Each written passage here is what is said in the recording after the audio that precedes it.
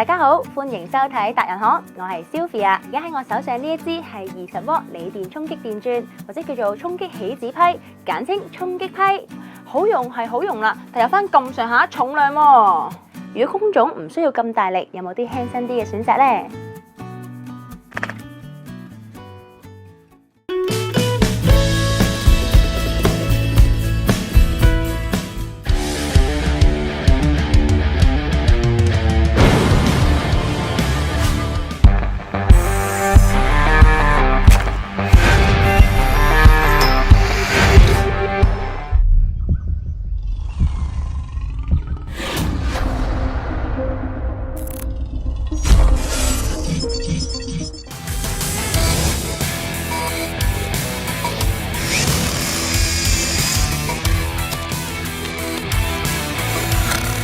呢一集嘅內容係由大有品牌贊助，我哋都會繼續公平、公正、公開咁樣去做測試。唔講咁多啦，馬上去片。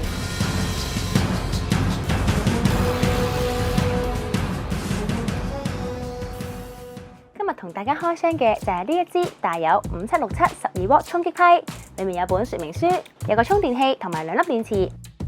大有5767佢有超短嘅機身啦，前面咧有6個夾頭啦，方便我哋去用唔同嘅批頭。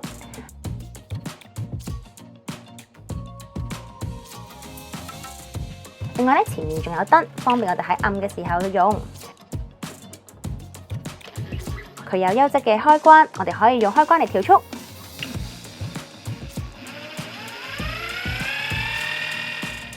有唔同嘅速度同埋功能可以選擇，一速、低速、2速、高速。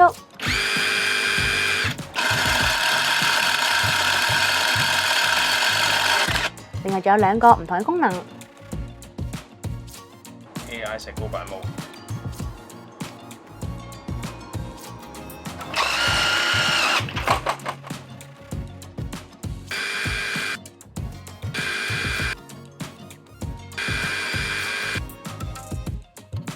佢係無刷電批，而且有大功率輸出140牛頓米。電池方面啦，佢係用12V 2.0嘅電池㗎。我哋今日揾嚟唔同品牌嘅衝擊批去做比較測試 ，Makita TD111D、Milwaukee M12FID2、Bosch 嘅GDR12、Hilti 嘅SID2、威克士嘅 WU132。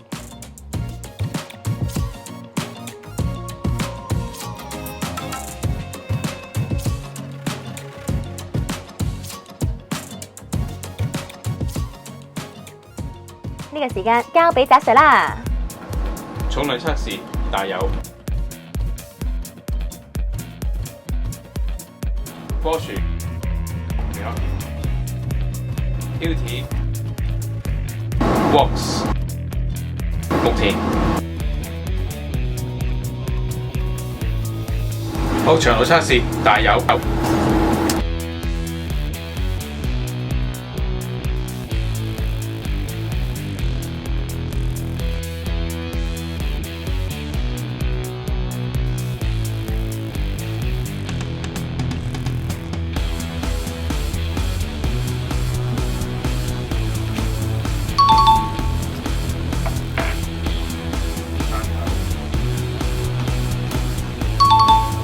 大有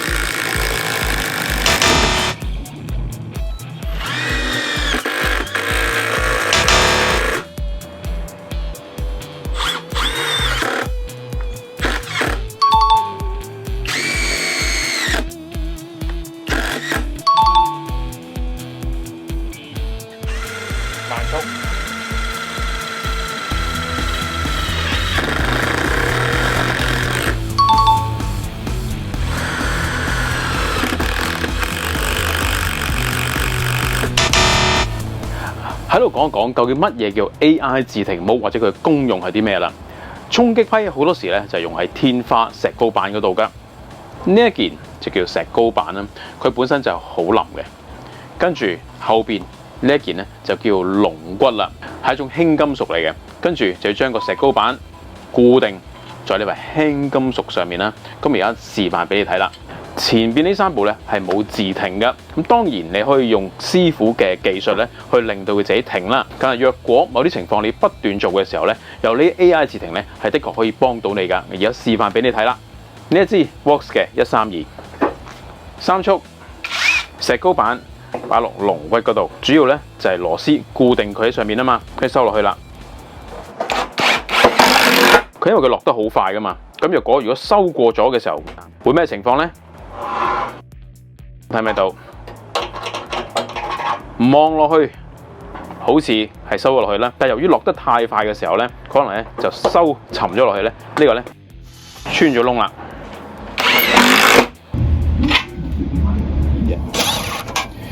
乜嘢叫打滑咧？就係講緊嗱，而家穿咗個石膏板，跟住收又收唔到，鬆又鬆唔到，呢個叫做打滑咗啦。跟住我哋試嘅咧就係 Milwaukee 呢個自停模啦。佢個自停模咧主要咧就用自攻螺絲打金屬㗎，但係對石膏板嘅情況會係點樣樣咧？自停模 Milwaukee 嘅自停模咧，由於佢設定係有自攻螺絲轉金屬材料嘅，咁所以力度相對係大嘅。咁所以大家睇下啦，係已經穿透咗嘅。咁但係而家我試一速。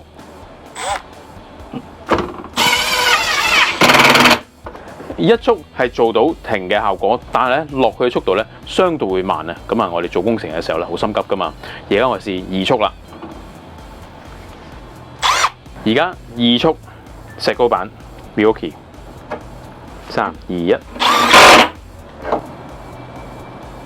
若果係石膏板工程嘅時候咧 ，Milwaukee 咧用2速嘅時候咧係比較好嘅。呢支5767咧，我覺得最特別之處咧就係佢嘅石膏板模式啦。點解咁講咧？因為一般嘅自停模式咧係1速落去就停嘅啫，5767咧係有啲唔同嘅。我而家做俾你哋睇啦。首先全速撳落去嘅一下就係2500轉嘅。當遇到阻力嘅時候咧，佢變到150轉。一般我做石膏板嘅時候咧，有幾個手勢嘅。有啲人喜歡咧一撳落去嘅時候咧就全力撳落去㗎。咁當我一到咗嘅時候咧，佢就會停啦。5767咧喺石膏板檔嘅時候咧，取消咗佢嘅線性變速嘅，只有2個檔。一輕輕吊嘅時候咧，就係150轉。當你撳晒落去嘅時候咧，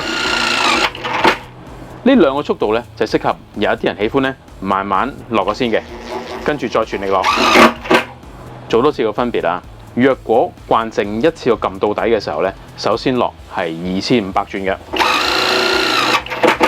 遇到阻力150，但係若果你覺得全速突然間轉150好慢嘅時候咧，只要你鬆開手撳翻落去咧，就變咗1500轉噶啦。睇得住喎。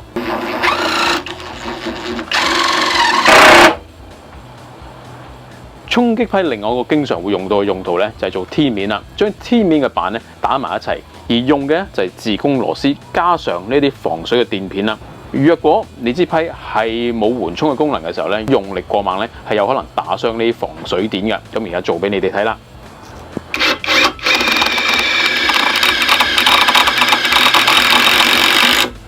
好，預備。Milwaukee 自攻。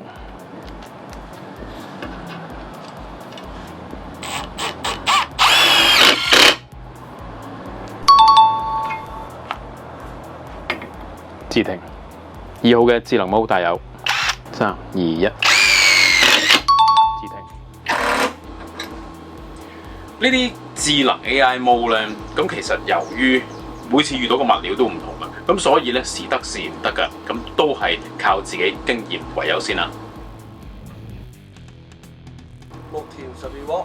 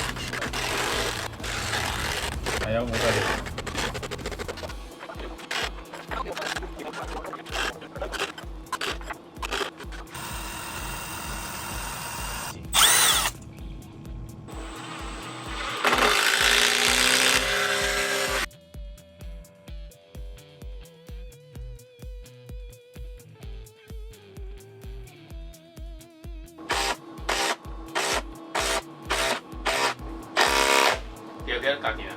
仲有兩格，兩格。好快撈啊！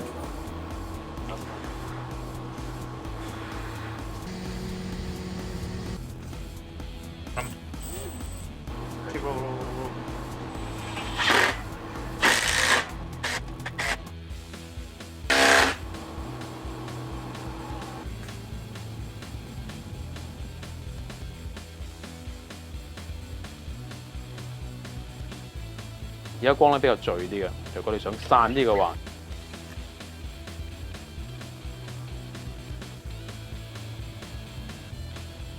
用完嘅時候，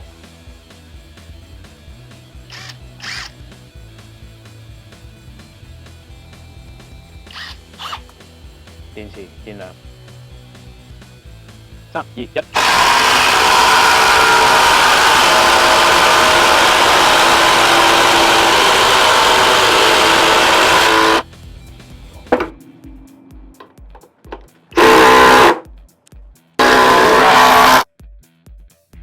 呢個兩格電，呢個三格電。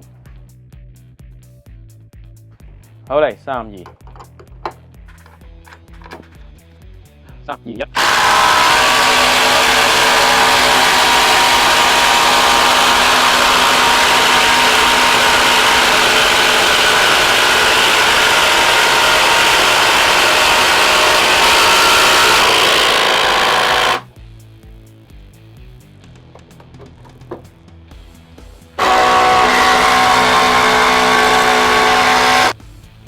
做一個結論啦，做喺2024年頭嘅時候咧，大有咧已經派咗好多支俾唔同嘅地方測試啦。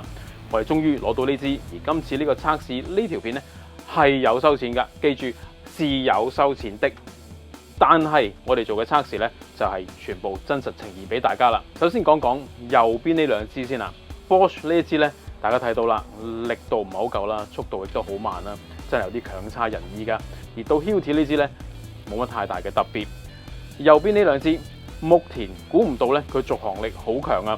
牧田嘅 AI 功能咧，我覺得有少少雞肋嘅，可有可無嘅，因為佢嘅一速同二速咧都可以做到佢嘅自停嘅效果啦。到威克士呢支132咧，其實速度嗰啲都 OK 嘅，係冇咗 AI 功能。若果自己拿捏得到咧，其實都係 OK 噶。跟住就係講講前面呢兩支啦。首先就係米屋奇嘅，米屋奇嘅索頭咧嘅質量咧係非常之好嘅。第二就係佢速度啦。佢轉速非常之快，續航力方面咧就冇乜太大嘅驚喜嘅啫。到今次贊助呢條片嘅大有5767啦。首先佢嘅 AI 智能咧係可圈可點嘅，我覺得做得唔錯。但係有冇真正用途嘅咧？可能好多師兄咧會覺得自己慣用全高速，跟住去控制會比較好嘅。但係佢嘅 AI 智能的確喺度，咁啊自己選擇用唔用啦。第二，速度相當之快嘅，續航力都係一般啦，正常冇乜太大驚喜。但係估唔到個力度咧係非常之勁嘅。頭先嗰個面對面硬碰嘅測試啦，開頭米屋奇嘅速度咧係比大有會快啲，但係後期當好受力嘅時候咧，大有嘅優勢就走出嚟啦。個力度咧竟然比 M12咧係勁嘅。大家睇到電池咧，大家都係講緊頭先3格，亦都你講緊2格啦。咁所以我覺得今次呢支5767咧做工相當唔錯。到最後啦，講講價錢啦。米屋奇呢度 M12咧兩電一充係講緊大概2000幾蚊啦，而大有5767咧係講緊大概600零蚊左右啦。性價比方面，大家自己諗啦。今次呢條片咧唔好睇咁短，其實我哋已經重複做咗好多支，所有螺絲一地都係嘅。希望係將呢6支衝擊批嘅性能咧表露俾大家睇，作為一個參考。若果大家對今次測試有存疑嘅時候咧，冇問題，歡迎嚟到我哋達人行旗艦店自己親手去試啦。若果呢一條片幫到你哋點樣去選購衝擊批嘅話，希望你哋俾個讚，分享俾你朋友。我哋下次再見啦！達人行拍攝已經步入第14年，你嘅 like 同留言會令到 YouTube 系統俾多啲人睇，咁我哋有更加多嘅資源去做測試。喺度再一次多謝大家嘅支持同埋鼓勵。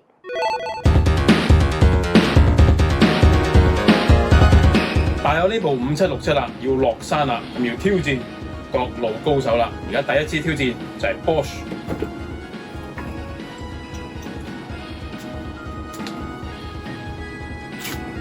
滿電2格，滿電2格，加油！滿電2速。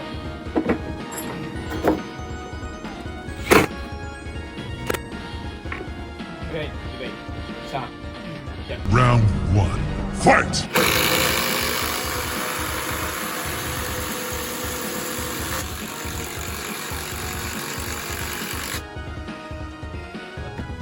Oh. 好，預備3、2、1。Round 2, fight!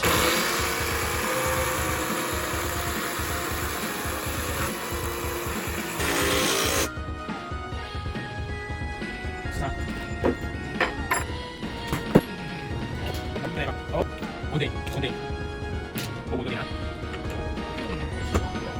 好，預備1、2、3去。Round 3, fight!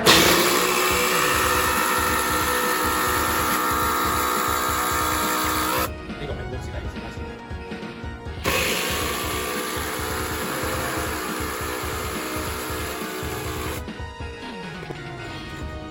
電話條 M12，呢個啦。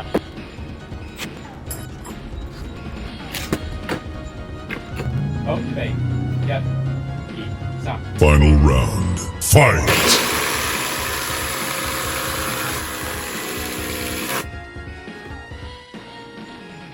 ，Milwaukee 勝出。正如我之前所講啦，呢條片咧係由大友方面贊助㗎。咁當然廠方會要求啦，唔該你拍到我哋嘅工具啦，有幾好有幾好啦，全世界人認識啦，多啲人買啦，多啲人認知啦。咁但係我哋大銀行我自己嘅原則係一定要將真實重現真實嘅測試係俾你哋睇㗎。喺鏡頭面前可能睇咗少少啦，但其實我喺背後咧係做咗無數咁多次測試㗎。咁頭先呢個測試啦，我就好似模仿打大佬嘅情況啦，就係將佢少林寺落山啊！少林寺18銅人，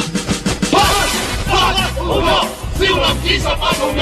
咁真實嘅情況咧就做好俾大家睇啦。的而且確，Milwaukee因為呢支批我已經做咗好多次測試㗎啦。當做咗過200支之後咧，個表現咧比Milwaukee 呢一支咧係開始立啦。咁臨尾個速度嘅時候咧，Milwaukee 咧係好明顯係贏咗大友㗎。咁同我之前嘅測試係有啲唔同啦。咁至於機器點解會發生嘅時候咧，就好多種嘅原因。但係我有責任將真實嘅測試咧係交代俾你哋睇㗎。咁希望頭先嘅測試咧係解答到你心目中嘅疑問啦。咁額外彩蛋啦，大家應該都好有興趣知，通常最勁嗰支對相對包尾嗰支啦。咁就呢兩支啦，咁究竟個分別會唔會存在咧？係咪造假咧？咁而家都係滿電狀態，跟住呢個滿電狀態，大家都係做咗幾次㗎啦。咁而家預備，